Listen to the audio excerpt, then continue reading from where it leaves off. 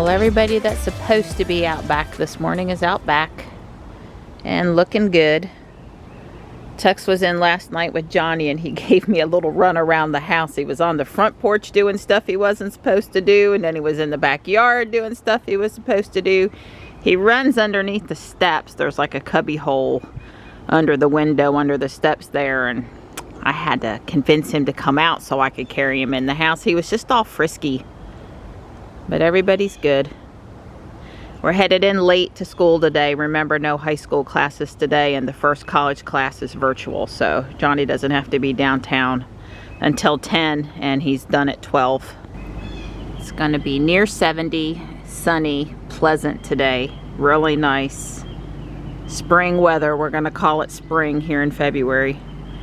I don't see Gypsy yet. It's 8:15 a.m. so it's a little earlier. It was a good sign yesterday that he didn't run for the hills though and waited to come up until the coast was clear after he saw me put the food down. That was good. Alright, it's 9:02 a.m. and we are off to downtown. We got to be there by 10, so shouldn't be a problem. Well, we've made good time. I suspect we're going to pull into St. Monica's for just a few minutes and wait before we enter campus. It's up to 50 degrees out there now.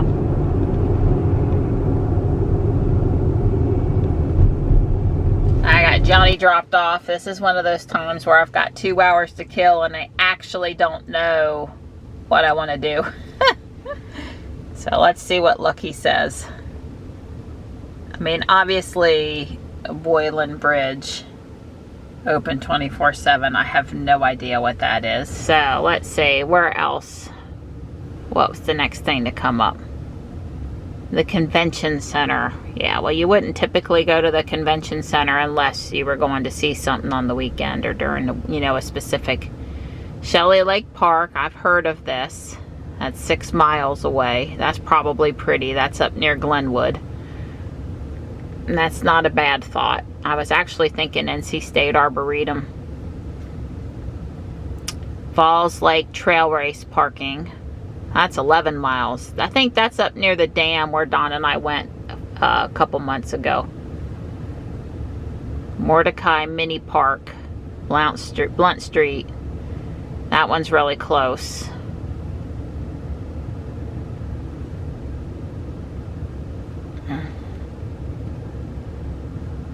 Nash Square. Well, that's right across from Marbles Kids Museum. There's nothing I want to do at Nash Square, though. I wouldn't park over there either. Yates Mill, 5.6 miles. Is that really all we are from there on Lake Wheeler Road? Huh, I would have thought it was a little farther. Seems much farther. Oakwood Cemetery. That is literally around the corner. I've been in there many times. Historic Oakview County Park is 3 miles. That's nice walking over there.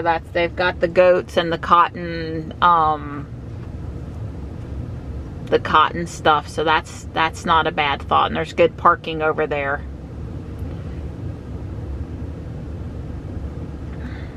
Lassiter Mill Park. Huh. I've never been there, I don't believe. I have no idea what is at Lassiter Mill Park.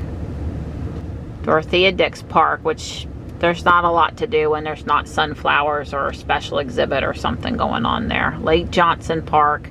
That's too much on the south side of town.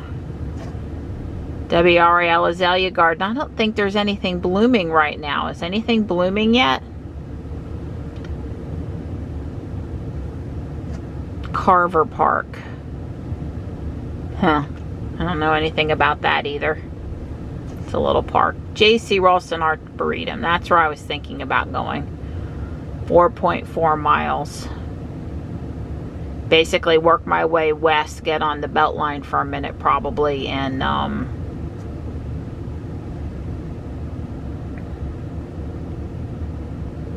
obviously I could have just typed in the Arboretum, but it's 16 minutes, 5.9 miles. It's not super close to where I am. It's a little farther away than I thought I wanted to go. Well, we'll keep that in mind. That's a maybe. Veterans Freedom Park off all the way over to Cary, North Harrison Avenue? I don't think so. Let's cancel this driving directions. Well, you know, right now, since I'm so close to historic Oakwood, and I'm familiar with that park and the parking lot over there and everything, why don't we just do that? I think that's what I want to do. There's plenty of space between Ruby and the Porsche on the other side. So this is historic Oakview County Park. They have goats here. The kids love the goats. It's basically a museum about cotton. The properties on the yard mostly talk about cotton.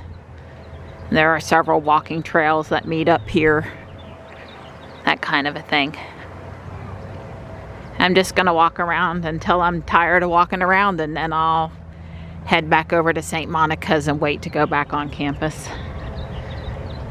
Don and I are planning on walking this afternoon, so I don't need to try to get 3 miles in. And as it turns out, I have on the wrong pair of Crocs, and these are my go out and feed the cat shoes, not my walking shoes. So I probably don't want to try to walk 3 miles in them. I was just half asleep, not paying attention, in a rush. You name the excuses as to why I have the wrong shoes on today. I'm sure you guys have all done it too. Here's a map. Let me study it just a little bit. What I really wanted to know is, where is there a restroom? And the answer is this building does have one. So hopefully it's open. I did bring a mask. Until Friday. There's a 0.7 mile trail in the woods over there that I've never been on before, but they're blowing like serious leaf blowers over there, so no thank you.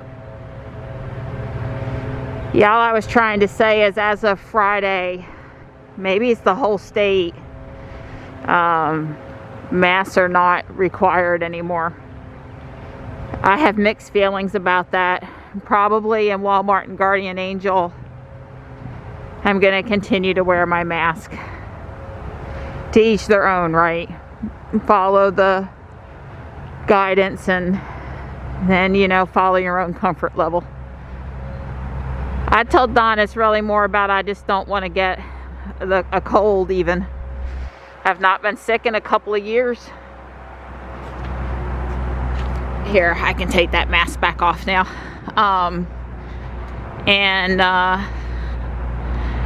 You know, when we get into April and May, then the cold and flu bugs will die down also, and I'll be more comfortable then, I think.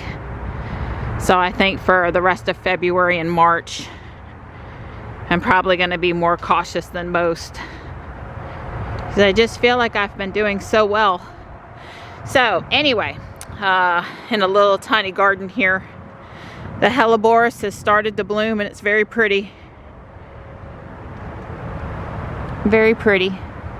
This is the main house on the property, and I don't think I've ever been inside it, because I think on the weekends it's closed. I'm trying to remember for sure. But it looks like you can go inside today, so if that's the case, I'm going to check it out. This is the kitchen, of course. It says this was built in 1825, back when, you know, the kitchen was separate from the house, so you didn't catch the house on fire. My grandmother in New Jersey, on her property, she had one of these old bells. She bought it at a yard sale, an antique sale. Wow, what a cool trunk on this tree. That's pretty amazing.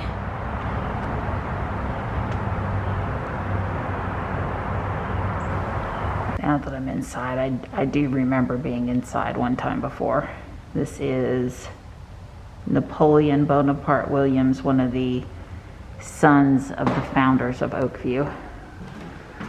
And like I said, the family money here was, I believe, cotton. John Quincy Williams, another one of the sons.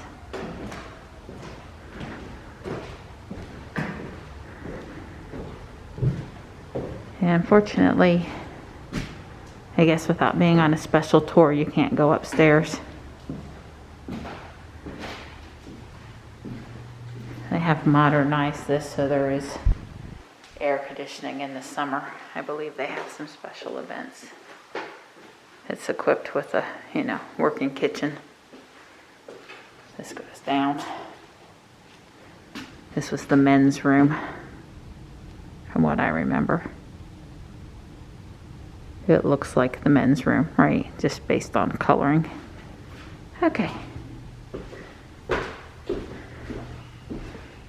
For reference, there are also bathrooms in this building. And this building over here is the one where the major cotton exhibits are. Oh wow, one must watch their foot here.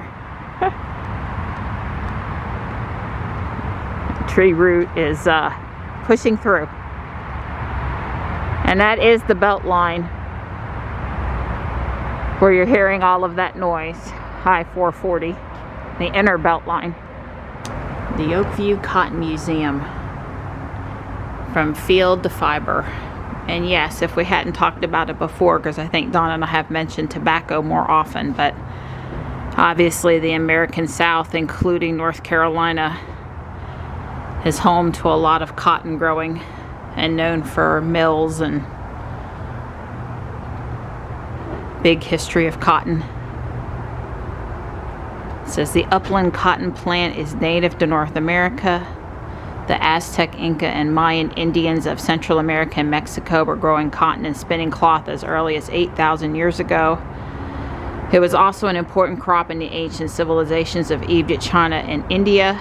European settlers in the American South first grew cotton in the early 1600s because separating the sticky cotton seed from the cotton fibers by hand was difficult. The settlers grew only small quantities for domestic use. While touring the South in the 1790s, Eli Whitney heard farmers complain about the difficulty of separating cotton seed from the fibers by hand. To speed up the process, he invented the cotton gin or gin. Here's a picture of Eli circa 1810.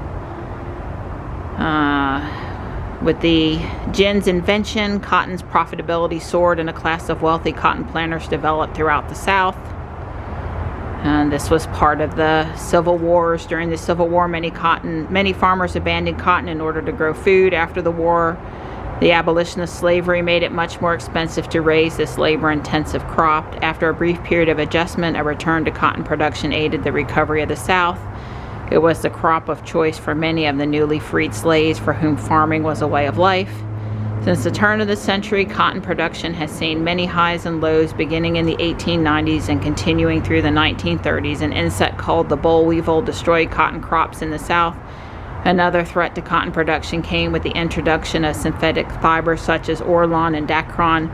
In the 1990s, cotton is again growing in popularity. It is recognized as a comfortable and durable fiber for clothing fabric. It has a wide variety of other uses such as book bindings, medical dressings, and explosives. When we leave Wake County, we see cotton growing. We don't typically see it in Wake County though, the land I guess being too expensive. So, there's all kinds of equipment in here, early cotton equipment, and there's a cotton gin upstairs actually, if I remember correctly.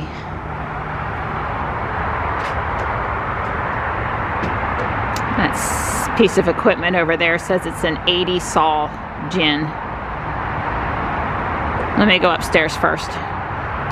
This is a 50 saw gin, has 50 blades. This was used at Oakville. It dates to the 1850s. Here's a 60 saw gin, and like I said, then outside the one was, that one is bigger. This gin dates to the 1870s.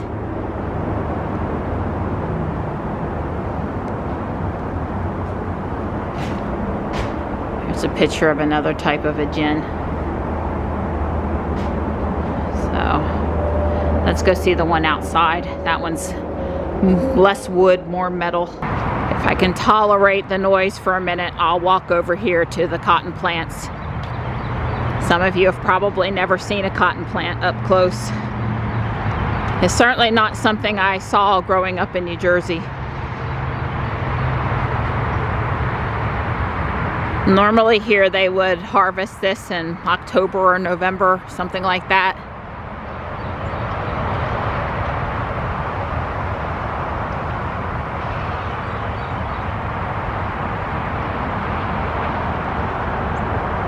The flower is pretty in the spring before it turns into cotton. What this sign is showing on the left is 1958 before the belt line and 1981 after the belt line.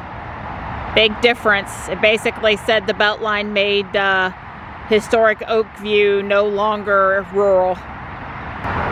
This 80 sol gin piece of equipment reminds me of some of the older equipment at Eaterville where we saw the steam locomotives. They say that this wagon over here is a John Deere wagon. I didn't know John Deere went back quite that far. Interesting. I've done a nice job on the ground here with the little cement stones to help make sure these pieces of equipment don't settle into the ground. Little extra step.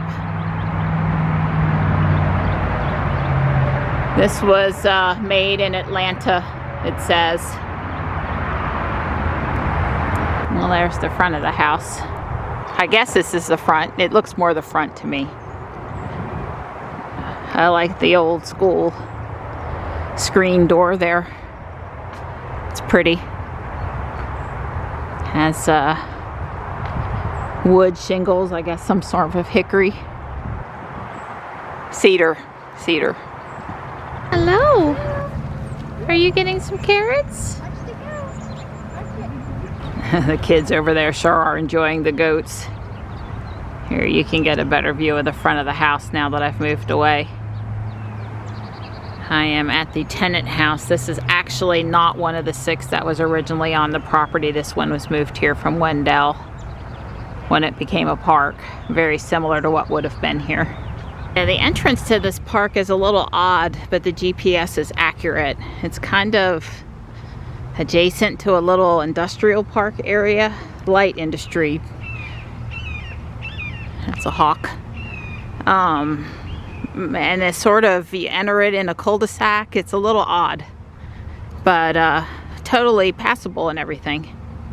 I have about a half an hour before I need to really head back toward the school, so I am going to check out this path a little bit. I don't hear the blowers so close anymore. Check it out a little bit. It's only a 7/10 of a mile path into the woods anyway, so. And then I'll have to look on Pokemon Go. Maybe there's a little water spot over here or something. You know, my map for everything, Pokemon Go. So they call this the Oakwood Cobblestone Bridge. And there actually is a water spot in that direction. It's unclear to me which way you go for the path. I think to the left here just heads back up to the house, and I've basically gone nowhere. Let's see what this sign says. Trail access and amphitheater this way. Okay. There was a little trail to the right, but it seemed to just walk the parking lot of those businesses up there, and I wasn't looking for that kind of a trail. But there is a water spot ahead up here, so it'll have been worth walking down here to see that.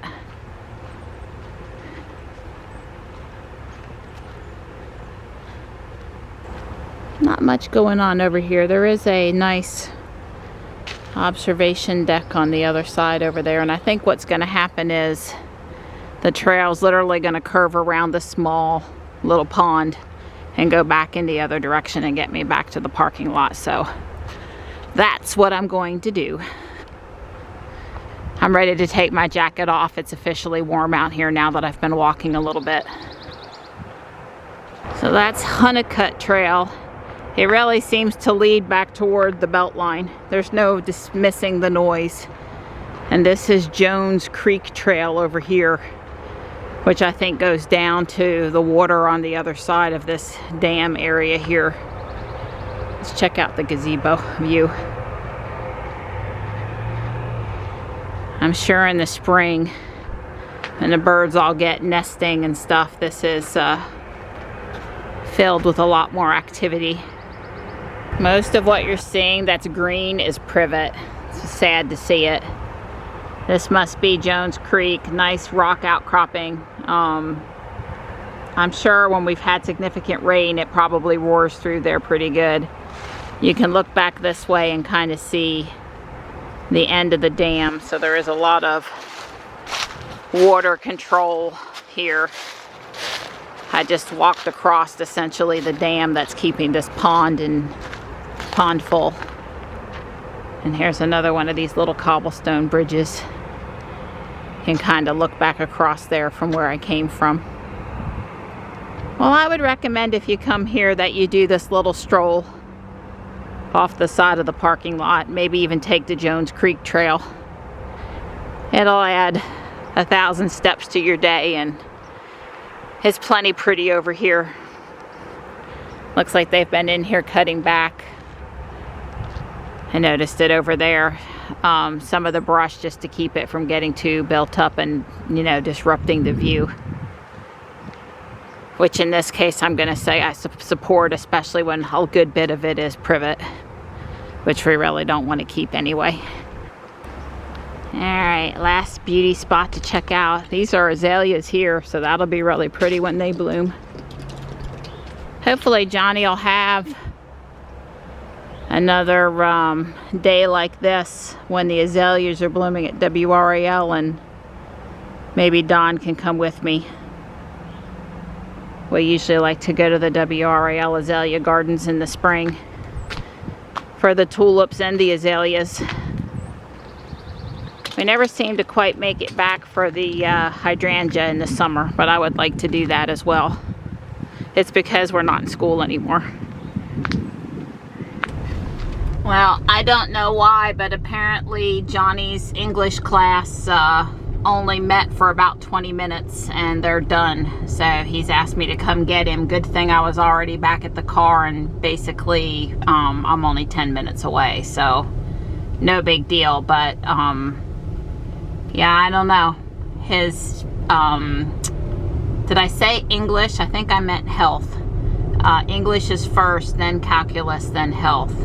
The English teacher is posted that they're virtual on Mondays, and Johnny tried to get into the web meeting, and there was no web meeting listed for today. It's one that changes weekly. She has to post it.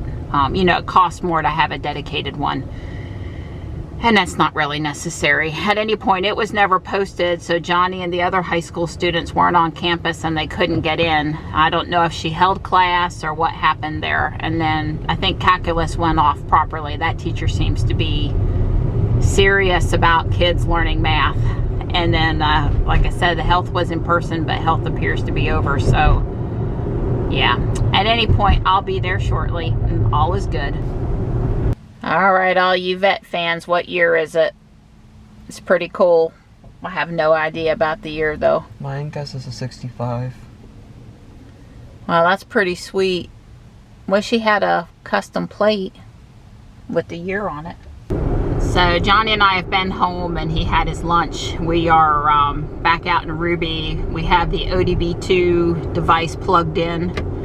And he has Don's phone and the Scan My Tesla app, and he was wanting to relate what goes on with Tesla to the numbers he sees on his battle bots that he builds on the computer, the simulator. What's the name of that called again, Johnny? Robot Rumble 2. Robot Rumble 2, okay. So I have gotten to a 55-mile-an-hour zone, and, gives you Ruby all she's got a few times for him so he can study the torque and temperatures and horsepower and whatever all those numbers are in that app mean.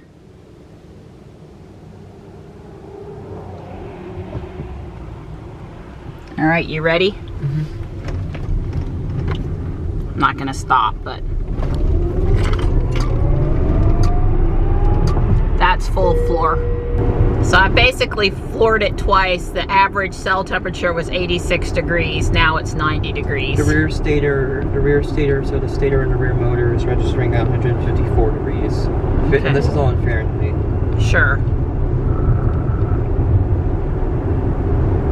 Well, that was fun. I enjoyed being out here. If it was simple to plug it into Jules, we would do that, but it's not as simple in the 3 and the Y. It's not a real ODB2 thing. It might even be a totally different device.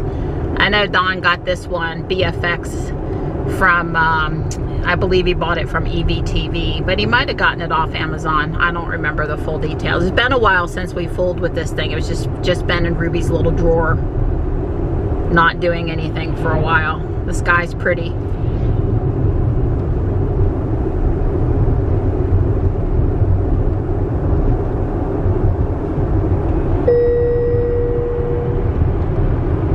Coming back into Duncan, 35 mile an hour, baby. Okay, I'll slow down if I have to. The other day I started putting this together, and you know, I've got to pull out about 15 or 20 pieces to finish it. I need to build the couch, build the little control thing, and put the music notes on. That's mostly what I've got to do, so I'm gonna finish this up. It's, you know, mostly built and coming along. All right, it's done. I just love how they did the music note. That is just pretty cool. So, you know, the person filming or recording the songs would be on this side, and then the person in the studio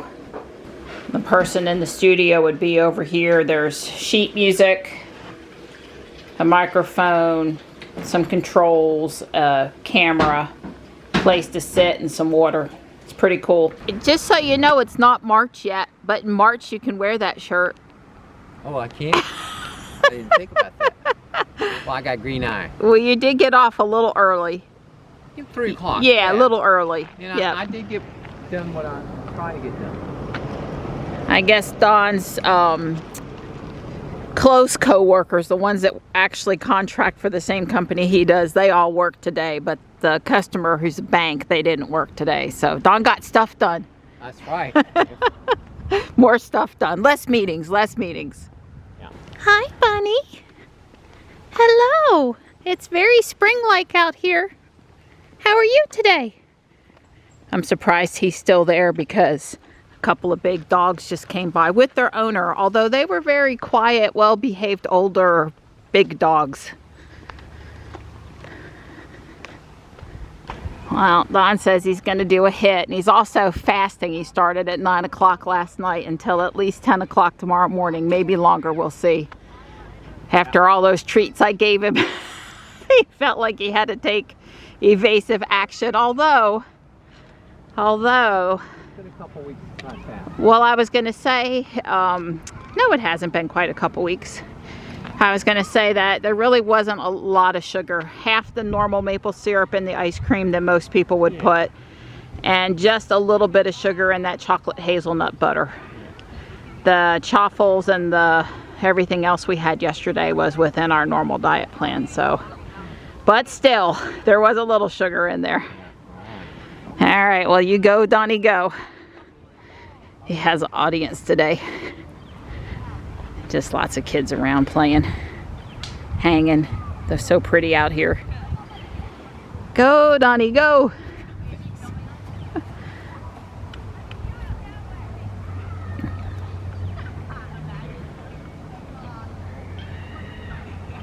That's 2. You got this. I told him I'm almost at 6,000 steps already. He said, good, when you get to 10 or 9, we'll turn around. I'm like, no, we'll do our normal run. 3? 3.